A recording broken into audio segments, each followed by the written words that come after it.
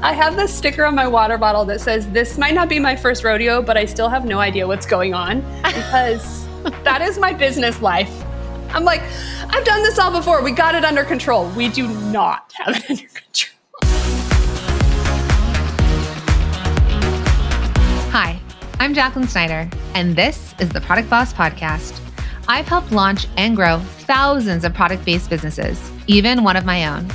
And over the last 20 years, I've seen behind the scenes of businesses just like yours. Whether they are makers, manufacturers, artists, or food and beverage businesses, I have spent so many hours studying it all. I've discovered what makes them successful. What are mistakes they could avoid? How did they turn an idea into successful business? And what are strategies they have used to make more sales and be discovered by more customers? This is what this show is all about. Whether you're just starting out or you're looking to become $1 million product boss, I'm here to give you the permission to chase your dreams, no matter how big or small. All you need is the right mindset, a little courage, strategy, and support, and you too can be the next $1 million product boss. Let's do this. Hey, product bosses. I'm so excited to share this episode with you. Now, Shanti and I have worked together for a while now, and she is incredible. And you'll see our connection because we realize that we can't talk without laughing. But in today's coaching session, I'm really excited to let you in behind the scenes because we're talking to Shanti of A Brighter Year. Now, she sells something really cool. She sells simple, easy, and bite-sized coloring books for the busy adult. Yes, coloring books for adults. And she's absolutely crushing it. Now, her business has been going viral on TikTok and on other places, and she's working with huge collaborations with huge brands that we know. And it led to 6-figure months way sooner than Shanti ever imagined. Yes, I said 6-figure months, and she started this less than a year ago. Now she's left asking, how do I keep up? And what comes next? We talk about hiring, taking back control, and setting your sights on an even bigger goal. All right, let's get into it.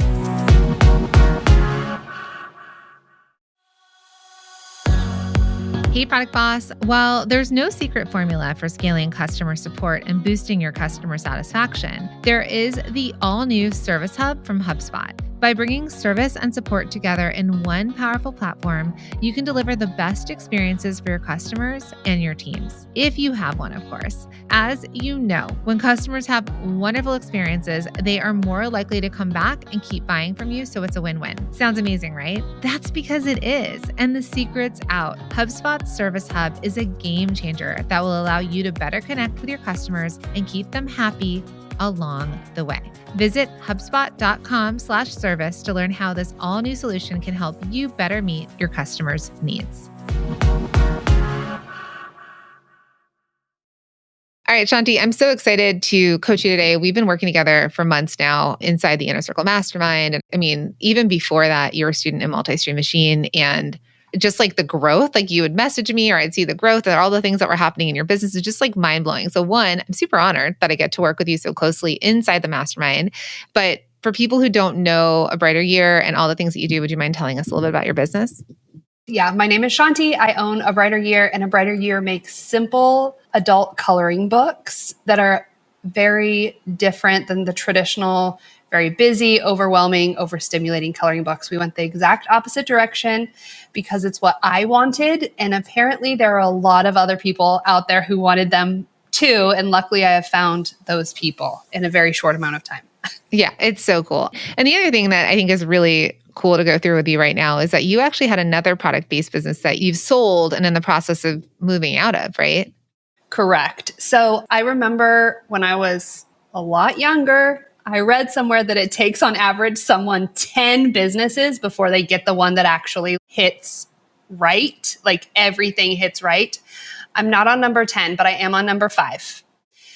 So I think sometimes people look at this and they're like, wow, this happened so fast. But in reality, I've learned so many lessons through all of my other businesses to get me to this point to finally like get the pieces to click correctly. So I think that's like another thing to keep in mind for people who are just starting out for sure. Ooh, I love that. If I count like my first business when I was 10 years old, Jackie's Wacky Faces painting faces, right? I probably am at 10. But no, it's true. I mean, it's like we can have other businesses that do well, right? Like your other business was doing well. It just wasn't as well as a brighter year and like all the amazing things that are happening now. So I think like also when people are listening, it's not like, oh, this is going to fail or whatever. It's just you keep evolving as a business owner. You keep realizing what the customers need, what the market needs. And you and I both made great money from past businesses that we've had, which would be success in anyone's book, right? But then the success you're having now is just like unbelievable success and growth. Yeah, the path that got me to this point was I came from the service industry because I worked in the music business. So those were like my first two businesses.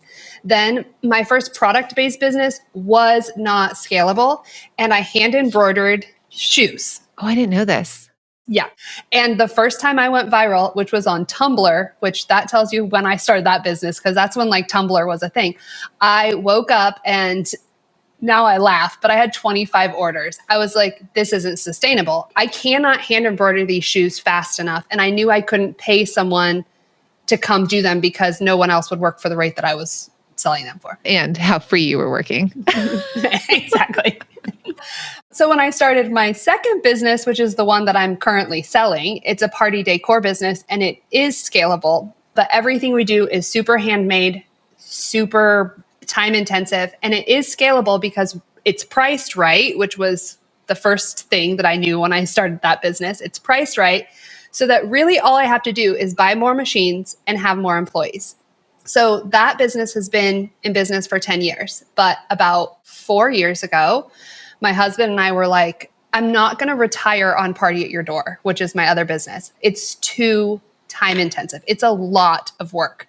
And so we started brainstorming on ideas that were more pack and ship oriented. I didn't want to do just a regular, like, bring things in from China and pack and ship. That wasn't what we were looking for, but something that was not custom, not personalized, not as time intensive. And so we bounced around a lot of ideas, but I ended up on adult coloring books because it's something I wanted that I couldn't find. And then that's how this whole thing started. So there was a lot of thinking that even went into it before I got to this point. You know what's amazing about that? Because you and I, we've been coaching because you're in the mastermind. So we can coach offline. Like we have a way that we talk back and forth. And you know how I was talking to you about, you know, your end result in mind, like your dream result in mind.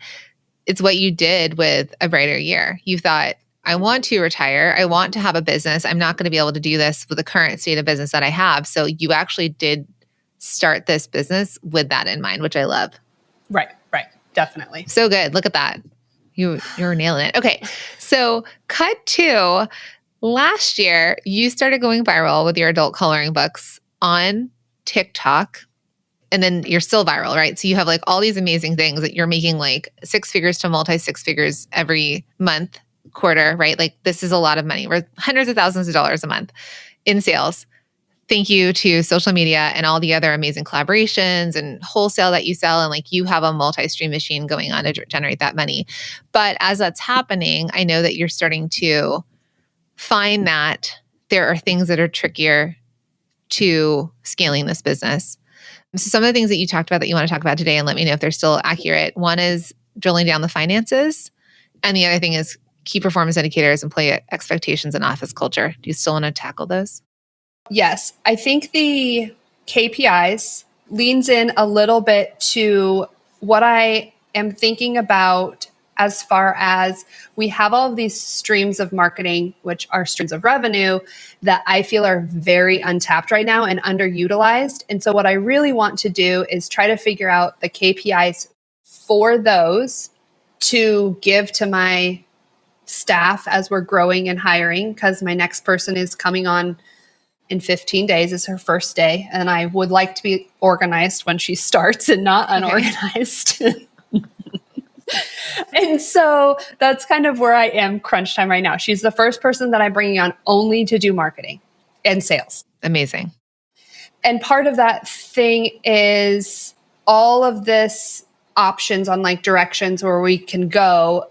In my gut, I feel like I might actually need to hire another person besides just her. For 10 years running my businesses, I always under hire. and then someone always has to pick up the slack. But I also have never hired at this level before. She's way overqualified for the job that she's taking. And so maybe she's going to get more done than I actually think. And maybe I don't need to hire another person. The other person I'm considering would be someone who just did social media or helped with social media. And I'd actually taken that off the table, except I had someone apply to this job who I think would be the most ideal fit. Like, I can't stop thinking about her. So I think there's something to be said for that. And my concern is that I hired this person who's way overqualified for this job, and she's going to get stuck in the weeds really fast, which is where I'm stuck in the weeds when it comes to marketing. And I'm wondering if we need to get someone else stuck in the weeds so both of us can kind of pull up and look at things more strategically from the top down. So let's talk about your dream result, the thing that you want this marketing and salesperson to handle for you in your business. We have talked a lot about blogging, and I do not want to be someone who blogs just to blog.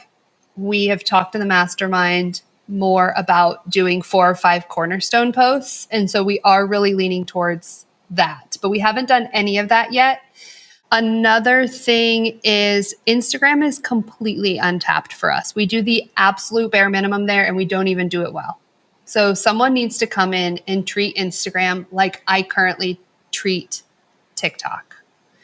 We also talked about YouTube Shorts, and we do have a LinkedIn strategy that we want to lean into, but again, nobody has had the time to do this.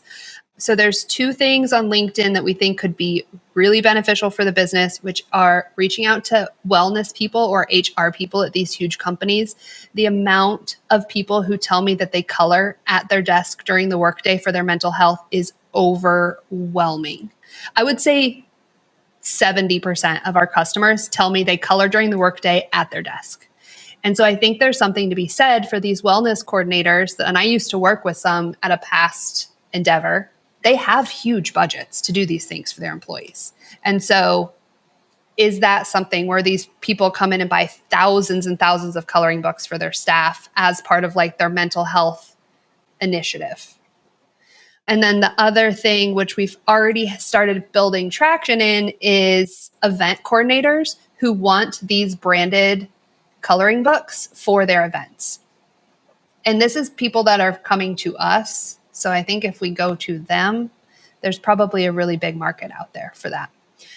Affiliates, we don't do anything with affiliates that's outbound on any social media. And right now, about 20% of my revenue is coming from affiliates, but it's people who are coming to me. And I'm just like, sure, whatever, have a free coloring book. That's literally our strategy. You're like, I built this into a standard operating procedure. So they just take a coloring book, and some of them don't sell, and some of them sell $10,000 in a single video. We've seen across the gamut, everything happen. So on TikTok, about 20% of our revenue comes from affiliates. And I know if we leaned into that strategy across other platforms, that it could be humongous for us. Or even if we did it with more strategy than what we're currently doing, which is no strategy. These people are going to be like, how? Well, what I love about this, it's like, that is how you could have no strategy. I have this sticker on my water bottle that says, this might not be my first rodeo, but I still have no idea what's going on, because that is my business life. I'm like, I've done this all before. We got it under control. We do not have it under control. I want to take a moment to point this out. Shanti has been seeing major growth in her business without ever putting much thought into her marketing strategy. Why is that? Because she's been open to opportunities. She's had people reach out to her, and she took a risk. Some didn't move the needle at all, and some paid off massively. Now, I obviously don't recommend moving forward without a strategy, but we can learn from what she's experienced so far to craft something that will carry her business even further. Remember, my friends, it's better done than perfect. And I love to take opportunities when they come my way, when they feel like they are really well aligned. And this will really help her, especially as she begins hiring things out. So here's going to be my question, kind of going back to your original question about this hire that you have coming on that is overqualified. Okay, so this is a list of all the things that need to happen that you want to work on. If we look at this overqualified individual that's coming on, what can she take off of your plate that she can be director or manager of? So we don't need to give anyone C-suite roles, like they don't have to be presidents or whatever, but if they have a title of manager in their role, that means that they have ownership and oversight of parts of this department. So what would you like this person to have oversight and ownership of? We're going to do weekly meetings. I set that up from the very beginning. Have a weekly meeting where we go over all the marketing strategy and plan. Who comes up with the marketing strategy and plan? You don't have to own it anymore if we're hiring someone. Right. It could be we'd like her to own it by being trained by you. I would love for her to own it. Okay. If we can get there. And do you think that she's qualified for that? Yes, I do think she's qualified for that. But we'll see within the first 90 days. Correct. If it actually goes as planned or if we start all over again. Bonkers how many people say they can do things in interviews and resumes, and you're like, liar. Yes. Okay. Because what I want you to just start to think of is you as CEO of your company, that only 5 people ever report to you. So that's the max amount of people that are direct reports to you. It could also include your finance team. Like if you're like chuckling, like if you have a fractional CFO or whatever, that number comes to you. And then the key people that you need. So you've got your operations person, your product development person. So operations handles production, product development is design and development, marketing and sales is another person, right? So maybe that's 3 or 4 people. Everyone else is a direct report to the people that are leadership there. That way you're not getting inundated with questions. There's one person that manages the outcome that you're hoping for per each task or each part of the business that needs to function. Yes. And they're pretty good at that. Even now, people know for both businesses, they better go ask Brianna first before they go ask me. Okay. But sometimes I step in when it gets too much for her because it's a lot. So that's why I think, because Brianna's operations, you're either going to have her operate like your integrator, where she is like the person before you on everything, or you start to have team meetings with leadership where you're still there and the leadership has to work with themselves, but not everything goes to Brianna. So as you start to develop your growing team, Brianna might have oversight to everything and have project management to everything, but she doesn't get bogged down by everybody's questions too. Yes. So what I hope happens is if I bring on another marketing person now or in the future, they would answer to my marketing person I just hired. As far as my product and development, I don't know if we would ever have to hire someone else, only because we normally outsource that stuff. As far as ops, and this is one thing that we have struggled with, which is we talk about things in the marketing meetings, and then I'm like, OMG, she doesn't know that we have 500 books going out this week. She needs to make sure that inventory is accounted for.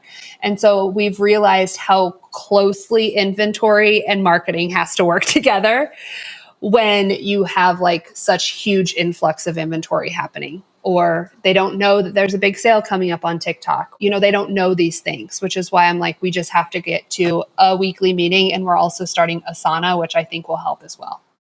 The goal at small businesses of your size and other people is that they are not just managers, that they also can get their hands dirty.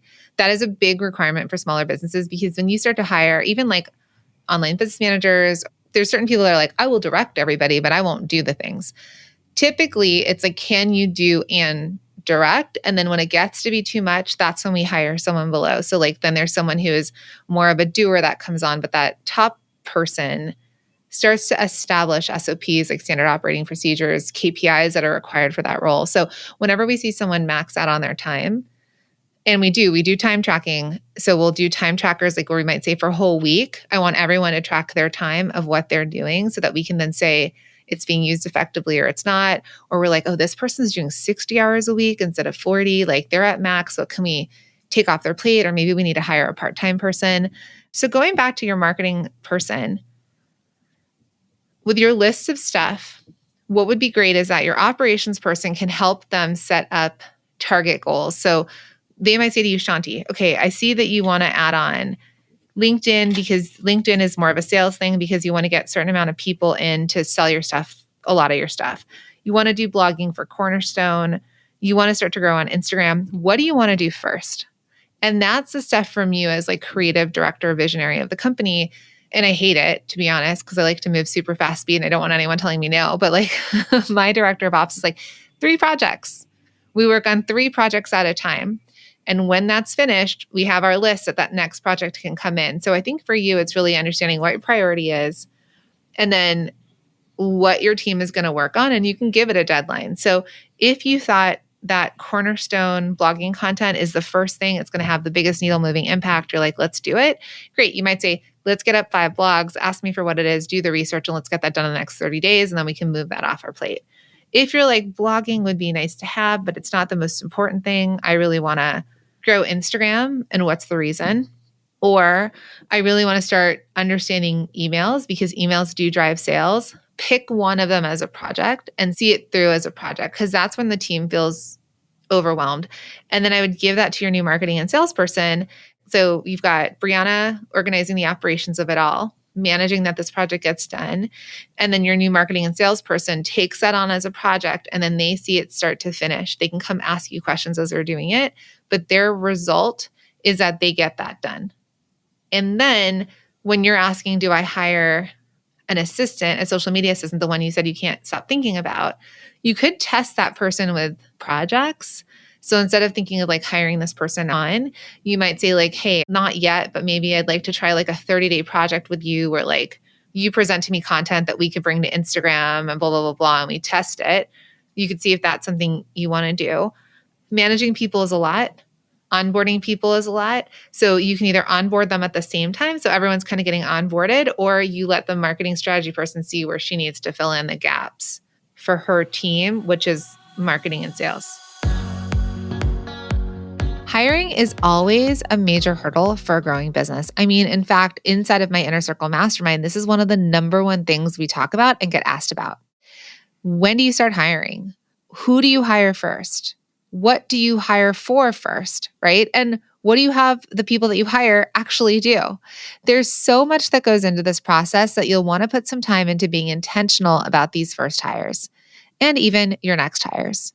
It makes sense to prioritize people who can take on multiple roles. So it's like they have their seat that they're responsible for something, but they may be able to cover multiple roles within your business.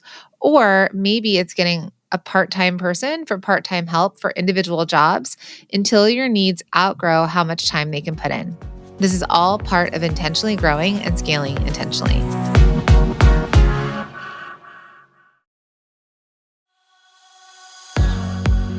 Hey, Product Boss. Okay, it's podcast recommendation time, which is my favorite time because this month I'm all about listening to Business Made Simple, hosted by one of my mentors and friends, Donald Miller, which is brought to you by the HubSpot Podcast Network, the audio destination for business professionals. Each week, Don takes the mystery out of growing your business with easy to implement actionable steps to help your marketing feel easier and smoother. It's game-changing, so be sure to tune in. This is one of those podcasts I never, ever miss. So listen to Business Made Simple wherever you get your podcasts.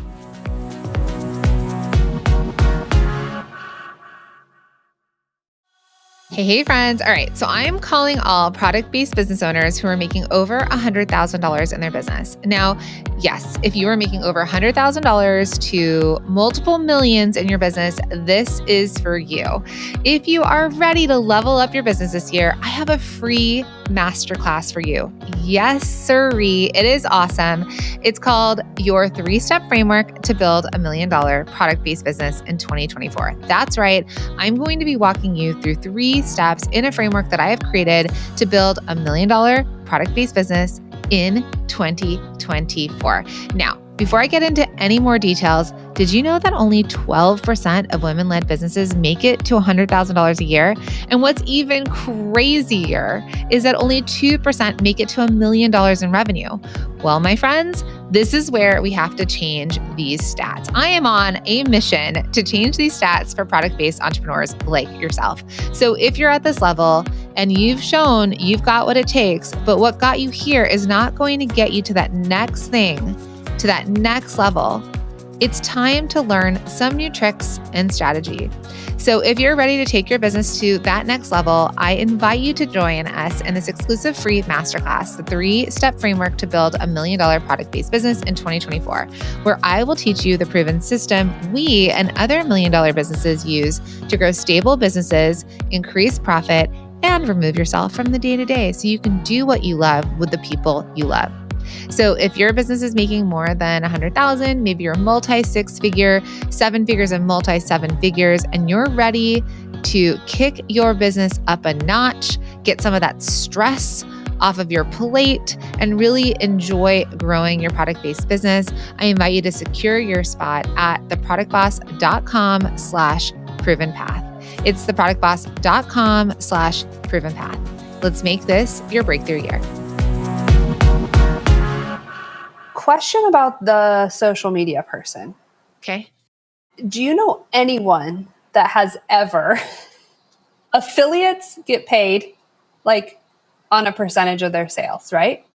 Do you know anyone on social media that has done a similar thing? Like, you bring on all these affiliates and we will give you a percentage of everything your affiliates sell? Or is that also might just be a bookkeeping nightmare? No, I think there's obviously there's software that you can track it. So you're saying that this social media person, you'd almost want them to manage the affiliates Yeah. and get money from that? Uh-huh. Okay. So it's not just a straight social media person, which I love for you better. Yeah.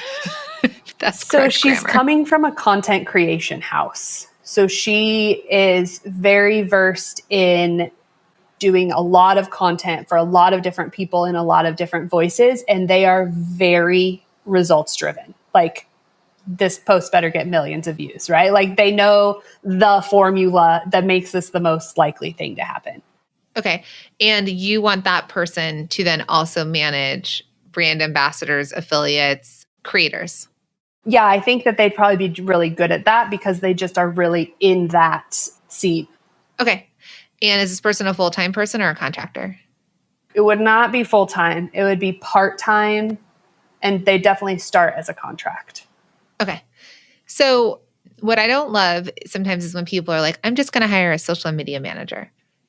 Because a lot of times people feel like, if only I could get that off my plate. Now, for you, because you drive so many of your sales from TikTok, for example, it makes sense. But some of the best creators that I know that have product, it's not always outsourcing it to someone else. It's like still there in the game of it because they understand the virality. They understand that's just their superpower. So if you could bring this person on to assist with that part, like, so to handle, sounds like she's more of a content creation person. So the marketing and sales person is overall strategy, planning, project implementation. And then this other person could come in as the actual creator of the content. So she creates the content, and then her goal could then be, she takes that one piece of content, gets it TikTok version, Instagram version, YouTube Shorts version. Yeah, and where we're at right now is I create 4 pieces of content a day on TikTok for TikTok. And I don't even really mind creating the content that I create right now. I do know there's a little bit of content fatigue with my audience. So I feel like my content needs to be tweaked a little bit to keep it exciting. But I don't even mind creating a lot of the content, like the bulk of the content. What I really need is someone to come in and edit it and repurpose it for all of the other outlets. And we know that the content that's going to deliver on TikTok doesn't always hit the same on Instagram. So how can we repurpose this in a way for that platform that's going to deliver and not just like download, upload? Correct. So if this person is more strategic with content, they're actually 2 different people. So marketing and sales is overall marketing and sales strategy. And then this person you would bring in would be less of a social media manager and more that person handles your content. She might be creating original content for you on TikTok. She might be taking the content you create and then understanding the different platforms. And then, like you said, coming up with the different ways that it would be repurposed on different places. And so that person's job and her KPI would be, one, keeping up with your 4 pieces of content or whatever the strategy is of like how many times you want to post on Instagram, how many times you want to do YouTube shorts. Even LinkedIn can be implemented that way. Now, I don't know if she knows all of these platforms. That's the other hard part, to get someone who understands all platforms. Then that person's in charge of content and content creation. Plus, maybe then to make the value there is that your head of marketing and salesperson oversees her and has goals set. So like, we want to work with X amount of creators per month. Our goal is that we work with, small, medium, and large creators, but our goal is that we want to hit X amount of revenue from these creators. So those KPIs are set. And then our content person is responsible for also managing that. So then it gives her more ways to make money back for your business. Because one of the biggest things is like, we worry about hiring because hiring costs us money, but in fact, it needs to be investment into talent that then will 4x to 10x what you're investing into them back for your business. So if you think that that's something she can do, it's kind of a partnership, but it's like brand creator partnerships. Then if that person can hold both of those, to me, it's a better value than just repurposing content, because you could get very low level person to just take content and repurpose it. Yeah. So what I'm really trying to figure out is like, do I try to bring her on? If we go through the next interview process, does it make more sense, which goes back to the very beginning that we talked about, to onboard her at the same time as I'm onboarding my other person? Or does it make more sense to just get my other person up and running and then we see where our holes are? One thing is, I do feel like these two people would complement each other really well and also would complement me. One is almost 10 years older and one is almost 10 years younger. And I think that is so key in social media as well. I mean, just everyone's feed is different. Everyone, whatever you scroll, everyone's algorithm is different. Everyone's what the trends are for your people are different. And that is my demographic, which is like 18 to 44 is my key demographic, up to 54. But yeah. So you can do it either way. The hard part is when you found talent, like you could lose talent, right? Like, so it's always like the best job offer and the offer end. If you are making a decision that maybe you're actually going to build out your marketing and content department now all in one fell swoop, then you could say, I'm going to hire both. And I'm going to onboard them both on at the same time. I'm going to teach them at the same time. I'm going to take different meetings with different people. So the person I want to manage the marketing and sales, I'm going to train her. And then the person who is doing content, I'm going to train her. And then there'll be like joint meetings together. You absolutely can, because you're just going to like take this leap into expansion. Because the only thing is that if you do wait, which you absolutely can wait too, but if you're afraid of missing out on this talent, then they may not be available once you onboard, like in 90 days, once you onboard this person. So I would test it. You could either say, I'm onboarding you as a part-time person if you like them, or another option is that you give her a project and you can pay for projects. So you could say to her, I want you to go through my X amount of content on TikTok and I'm going to pay you your hourly rate. And I'd like for you to come up with X amount of content that we could post on YouTube Shorts, that we could post on Instagram, and I'm going to test it. And then we're going to see the response, right? So like you can give her a week or 2 weeks worth of content you want her to come up with. Right. And then pay her for it. Okay. I think that makes a lot of sense and does offer a lot of clarity. On the social media front, how important do you feel that it is that I do lives versus someone else doing lives? When I do lives, they sell really well. I run out of time every single day to do lives, which part of the strategy I've been going back and forth on is it that do I get all this stuff off my plate so I do have time to do the lives, or do I delegate the lives to someone else and put them on their plate? Okay, so you can do it 2 different ways. The reason why your content works so well is that they just recognize you. So it's the same way that with the Product Boss, like we got really specific on the way we do our static quote posts so that when someone sees it, they just kind of know it's a Product Boss quote. So I get the least interaction when I post guests. Like if I start with, no offense, right? But if I start with your face on Instagram, they're not going to follow because they don't recognize you. So usually it has to be me at first or a way to create a second character in the business. So really it's a choice for you. You can continue to be the main face of the brand until you choose not to be. And we do open up your plate that is what you do because you know you can do it well. Or you start to think about, how do I add in second character people? Because everyone's following a quote unquote show, right? They're following a storyline. They know there's more to it. They understand the brand and who plays in that brand. Same way that if you know a brand, if like, I'll bring up Farm Rio because they do all those prints. You may not see Farm Rio written on the thing, but you see the print and you recognize, oh, that's Farm Rio, or that's Rifle Paper Co., or that's a Kendra Scott necklace. So I think when people start to recognize a brighter year for the coloring books, as long as that visual is there, they might notice that. And then the person, because you are working with creators that are creating content for you, and that is going viral to their audience, but it's because they're being recognized. There's not a right or wrong. It just might take time to shift you out of it. So if you're like, I don't want to always be the face, I want this brand to be more than just Shanti, I want it to be other key players, then you just start to put them in, introduce them, but make them repeatable characters. Hey, it's Jacqueline from A Brighter Year. I'm going to talk to you about my favorite coloring book. And then you start to you might need to pass the baton. So you might have to be like, hey, it's Shanti. This is Jacqueline. She's going to tell you all about her favorite, whatever. And then you fall back and let her be it. And you start to bring her up as a character. Whether or not you choose to be the face of your brand is totally up to you. In the early days of your business, you may not have a choice, but at some point, you'll have an opportunity to pass the baton to someone else. The key is that whoever shows up as the face of your brand remains mostly consistent so that the customers learn to recognize and associate them with your brand.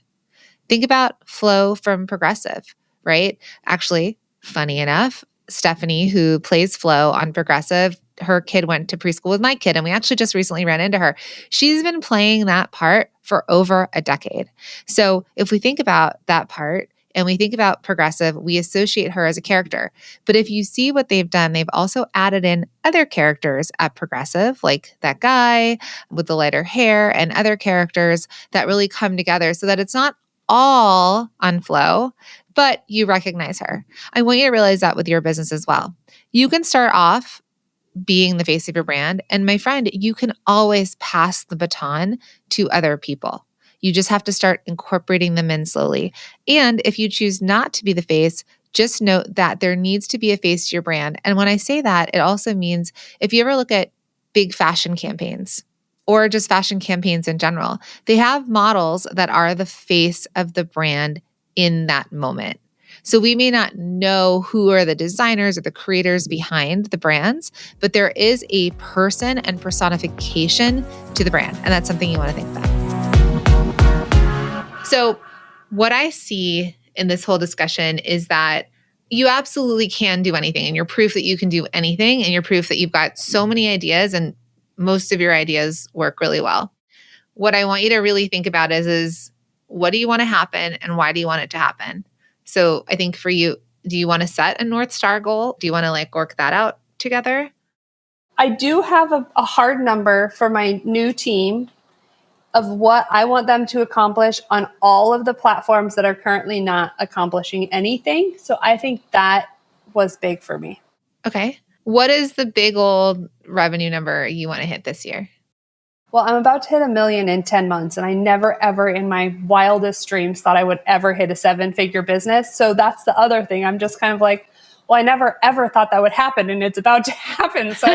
So now what? It's when you hit that point, you don't even know what to go to next sometimes. So what we know is so far this quarter, you've hit almost 300,000 in Q1. Yeah. So my goal for the girls for the rest of the year, for all of these platforms that are untouched, I would like them at the very minimum to bring in 280,000. And I think that is a pretty low ask considering that's what we did in December. Okay. But before we go to that part, because it's a little bit if they're focusing on all of them, none of them are going to grow. So we want to have project focuses. So if you kept on the average that you're doing right now, it's about 1.2 million, but we know that you had almost a $300,000 month in December. Yeah. What do you think you could do in Q4 now that you're bigger? So here's what's crazy is March was my 3rd busiest month ever because we went viral, but we didn't even go viral off a new piece of content. We went re-viral off of a piece of content that had gone viral in September. It went re-viral in March for some reason, and it's at 7 million, 8 million views or something. And so that's part of the thing when you sell on social and you get into this like viral cycle that we're in, it is also really hard to set those numbers, right? That are realistic. Okay, I think I figured you out. I think because you do social and because it feels luck of the draw, if you feel ungrounded in how do you even set numbers when it's like, I don't know, will we go viral? So it's a little bit more reactive versus like what I think what you've been asking me is like, how do I plan for something I can't even plan for? Is this why most days instead of sitting at my desk, I sit on the ground? Like I'm literally trying to get myself grounded. This is making so much sense right now. You were like me when it was during the pandemic and I walked out into the woods and sat behind a rock. I was like, I need to be on the ground. / having a panic attack. I told my girls, I was like, I have to go home and take a meeting, like a real meeting that I can't take from the hallway, sitting on the ground with my computer balanced up on top of shipping boxes, guys. I'll be back later. I remember seeing you, was it at Christmas time where all your shipping boxes were in that stairwell hallway? We have a suite, like somebody works at the office next to us and we haven't seen them in like 9 months. And I was like, you guys, if they come in here one day, like, what are we going to do? They can't even get to their office. You'll have to cross that bridge when it happens. Okay. So that's what I think it is. I think because you feel like you don't have control over the predictability of your business, you're trying to find that measurement of control. So what we know is on average, you've been doing $100,000 months doing exactly what you're doing, whether it goes viral or not. Would you agree to that? Yes. More or less. So a piece of content that you do goes viral in some capacity. You haven't fallen really below that. Correct. So what we know is most likely there is a guaranteed metric of $1.2 million for this year for you, because on average, based on just all of the pieces that are working in your business, you're going to hit at least 100,000. Yes. Does that feel accurate? Yes, that feels very doable. Okay. Next is what do you feel doable or comfortable in doing? Do we want to set a $2 million goal? Like what is the goal you'd like to set? This is hard because I feel like 2 million right now with what we're doing, running 2 businesses is like a stretch. But when I think about having not 3 of us doing 2 jobs, 2 businesses, and when I think of us all being really focused, I feel like 2 million is a really scary number for me, but it's also like when I think about it, it's very doable. Okay. So if you need to come up with an extra $500,000, how are you going to work backwards on that? What do you need to do? Then that should give you the navigation point of, okay, wholesale, because you just had this person order from you and they're selling out and they need more. So what would more of those customers look like? And what percentage of that $500,000 could be brought in by wholesale? Do you want 250,000 this year from wholesale buyers? Then you split that up and you say, how many wholesale buyers do I need? What are their average orders? How often will they reorder? Now you have a KPI and a metric that you're going to follow, and either you own it or someone on your team owns it. And then you check in monthly, how close are we to our goal? And then maybe the second half of the $250,000 is the outreach you said that you were going to do towards people in wellness and event coordinators. Maybe they're 2 different ones. So you might say one or the other. And or you find like, can I then get $100,000 in sales this year from emails? Because I've grown my email list. And I know that when I email my email list, on average, when I send out an email, I make $5,000 per email or I make $1,000 per email. And you also can calculate that. So really, it's just coming up with more grounded, solidified numbers. I'm going with $500,000. Does that feel accurate to you?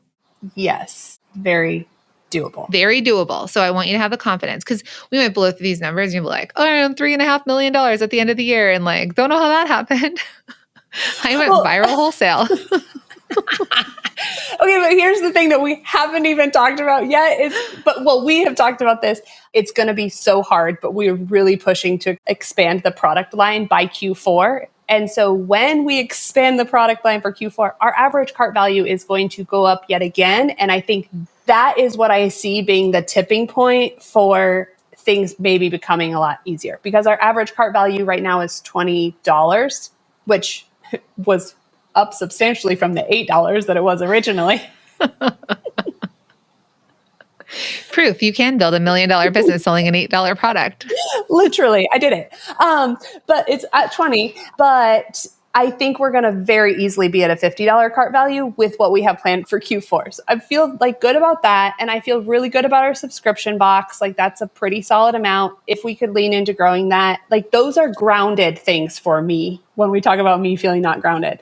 Like subscription boxes, like even if we have a slow month, we're like, subscription boxes are reoccurring next month. It'll be fine, right? Right. You have those things that are like really consistent. And I think when that offsets my like virality up and down stress a lot, when you have the more consistent things running through there. So that's what I want your focus to be. None of this, like I know you're trying to go viral on all these other channels, but that is not the thing that's going to bring you like the well-being you're searching for, which is grounded predictability.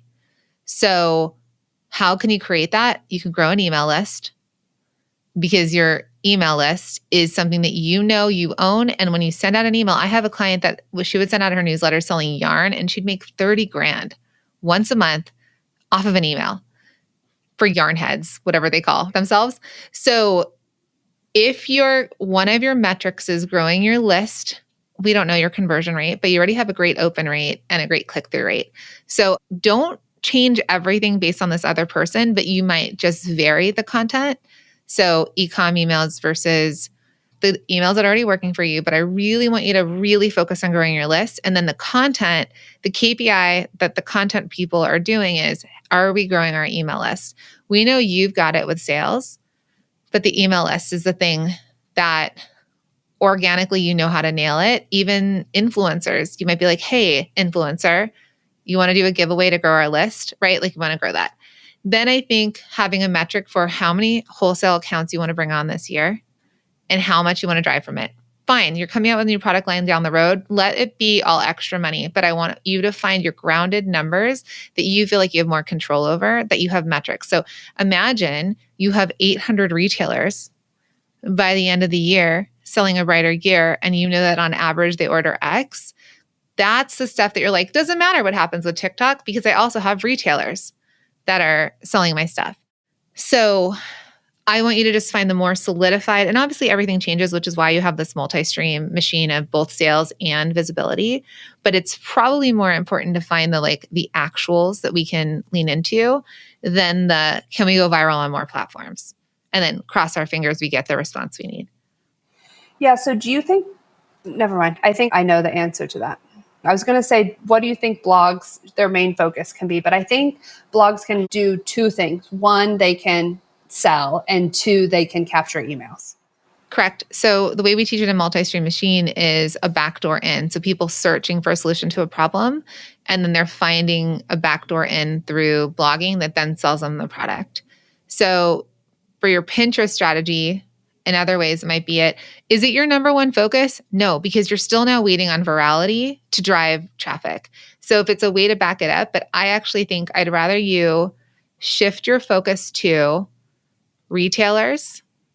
So you said you're turning down people coming to you and you feel like they're coming towards you. So can we get that part off your plate? And then also with the idea of a goal of, can we get 10 new retailers a month or something on average buying $1,000 worth of product? That could be a predictable number. And then email list growth.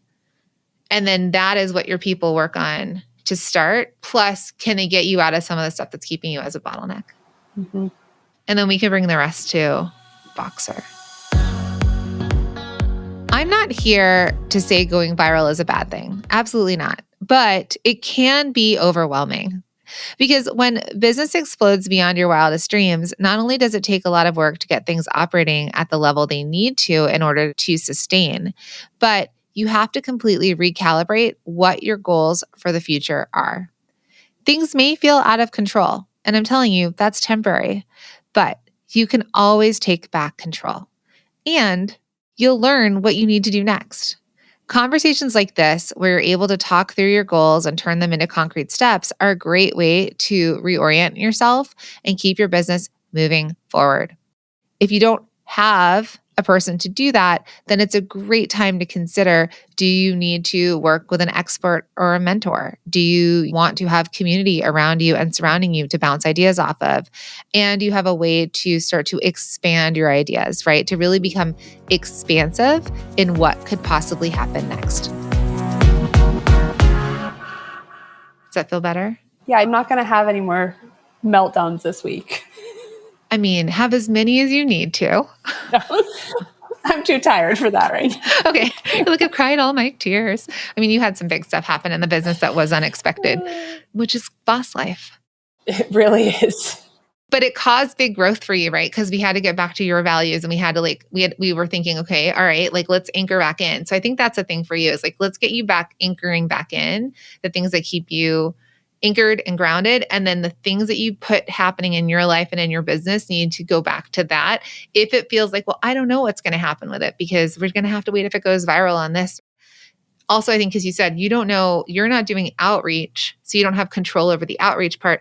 So again, you're like, well, what if the faucet turns off and people stop calling, right? You're waiting for the call versus making the call. So maybe it's just a little bit of a switch into both, and people are going to keep coming at you, but that you have some sort of strategy that you're like, they can come to me, but even if they don't come to me, I know how to go out and get them.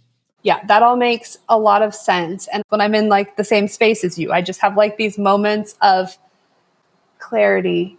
I had just gotten to a point in business that I couldn't have these conversations with any of the people that I talked business with at all anymore, because no one was experiencing these problems anymore or could even give me any sort of help on how to navigate these things. So here we are. And that's why I have these moments of clarity when I'm in the same room as you. I love you. Thank you for saying that. But yeah, I mean, it was the biggest change for me in my life and my businesses, right? We're intelligent and smart and we've done amazing things, but it does get hard when we're alone in it. Can someone else see the gap or the hole or see forward for us because we're so in the weeds? So I'm just so glad, because I know you've been such rapid, fast growth, but also, like you said, in the weeds and selling a company, which is not easy. And congratulations on that. Oh, no. So we can keep chatting about it. But in the meantime, if people would like to buy from you, support you, how can they do all the things? abrighteryear.com, or if you are on TikTok, that's where you find me all the time. I'm always on TikTok. And I'm also on Instagram, just not as much. So you can also find me there. But you're going to be seeing me there a lot more based on this strategy. Shout her out. Tell her that you support her and you feel her. And thank you for being on and for letting us share your coaching, because it's going to impact a lot of people as well. Thank you. This was a great call. I love laughing with Shanti, and we laugh all the time, whether we are messaging each other back and forth within the mastermind or coaching calls just like this one. So for those of you who are working in your growing business and maybe your business has hit 6 to 7 figures, I hope that this really has helped you. And if you're not there yet, you can see what's possible as you grow your business. And while Shanti gave us nice unsolicited plug to the mastermind near the end there, I'm going to confidently say that joining a group of like-minded product-based entrepreneurs, like inside of our Inner Circle Mastermind, is one of the quickest ways to reorient your business after explosive growth. Not only do you get celebration and support from those who know what you're going through, but also encouragement for getting through this hectic time, plus practical advice on what to do next. Wherever you're at in your business, I'm wishing you all the best. Go out there and achieve your wildest dreams, because it is all possible, friend. All right, I'll see you in the next one. Thank you for being here and listening all the way through the Product Boss podcast. If you love our show and it has helped you in any way in your business, would you mind doing 2 things for us? Subscribe to the show so you never miss an episode, and leave us a review. Reviews help other product entrepreneurs know that this is the place to be to grow their businesses and realize that they're not alone. And we know that you all know that a 5-star and honest review helps you sell more products to more people. So you know that your reviews help us reach more listeners around the world. Remember, what we give is what we receive, and we are all about helping each other in the Product Boss community. We are all in this together. We would be so appreciative of you if you could take the time right now to subscribe, leave a review, and even share this episode on social or someone you know so we can impact more lives. And remember, subscribing means that you will get notified each time we release a new episode so you never miss a thing. You have helped us grow and climb into the top 10 of all marketing podcasts, and together we can keep climbing. Thank you, friends. And remember, there is room at the top for all of us.